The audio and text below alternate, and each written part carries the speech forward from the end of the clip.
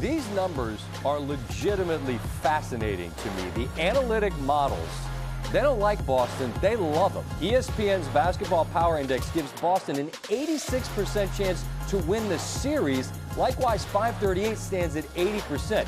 Meanwhile, Caesars Sportsbook in Vegas, they have a completely opposite favorite. The Warriors are minus 155. And Tim Legler joins us now. And Tim, I'm going to get to who you like in the end. But when you're analyzing a series, what kind of information, what kind of data are you leaning into to help you arrive at a conclusion and who you like? For me, Scott, I'm not going to get there and crunch the numbers too much. I'm going to look at the eye test, and I'm going to look at the strength of both teams. And in this particular matchup, it's pretty easy because you're talking about a Celtics defense against the Warriors offense. So I look at which one, in my mind, carries more weight. And I just think the weight of the Warriors offense, the depth, the firepower, the style of play, and the way that it empowers so many guys on their roster to play great offensively. And for me, that's going to outweigh even a great Celtics defense, because you've got to remember also, Warriors aren't too shabby on the other end of the floor. This is one of the best defensive teams in the postseason as well. But I just think that offense, to me, carries a greater weight than the versatility, depth, and physicality of the Celtics defense. If we're looking at the path and you're accumulating credit for who you beat and how you got there, clearly who the Celtics went through, you'd give them the nod. But I wonder, does that at all factor into sort of how you view this, the path that either team took? It doesn't really for me. Look, there's no question that Boston's resume, if you will call it, in this postseason is stronger for a variety of reasons. You take out the Nets with 2 stars. You take out the Bucks, the defending champs, with Giannis Antetokounmpo, and then you get a very tough Miami Heat team, although they were banged up. That's a greater resume than what Golden State accomplished when you look at it. But it doesn't matter to me, because I think ultimately when I look at the Golden State Warriors and the way that they play, it's unlike anything Boston has dealt with to this point. As a guy that won a 3-point contest, I want you to view this next portion of the segment like questions on a rack. You can just pull quickly because it's pretty straightforward. As we look at the finals, Tim, it'd be great for the Celtics if what?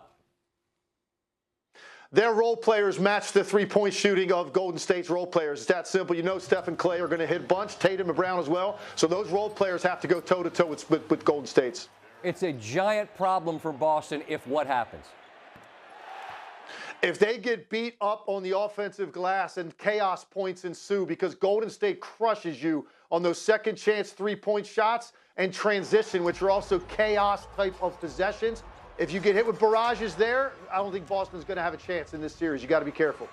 Pretty simple concept. Here we go on the other side. For Golden State, it's great if what happens? Klay Thompson finds an early rhythm. Scott, I think he's the tipping point for them. When he plays well offensively, I think they're unbeatable, because what he does is very difficult to account for defensively because it's so quick and so decisive, and it's very difficult to adjust or game plan for where he's going to be because there's a randomness to it, and it's out of his hand that quickly. So if he gets hot early, big problem, I think, for Boston. Big problem for Golden State. No good if what happens? If Wiggins or Green get in foul trouble in any of these games, I think it's a problem. Wiggins has got to be the primary defender on Tatum. Klay can do a good job on him. Not the same as Wiggins with his length. And then Draymond Green, because of his communication and the ground that he covers, which is going to be so important, rotating back out to the 3-point line once he helps on Tatum and Brown. So if those guys are off the floor for an extended period of time, that's a real problem for Golden State. Nobody's smarter about this than you are. Nobody's sharper when it comes to the insight. So in the end, all anyone wants to know is who's Tim Legler like to win and in how many games? Well, you can probably figure it out. I like Golden State, and I like it in 7. I think they're undefeated at home in the postseason. I think they get that 7th game back at home, and they take care of business. All right. Boston's already endured a couple of Game 7s. Golden State hadn't had to play nearly as many games. We'd love a long, entertaining series. We're going to work until sometime in July. Let's enjoy it, Tim. I look forward to talking throughout the finals, all right? You got it, Scott. Thanks for watching ESPN on YouTube. For live streaming sports and premium content, subscribe to ESPN+.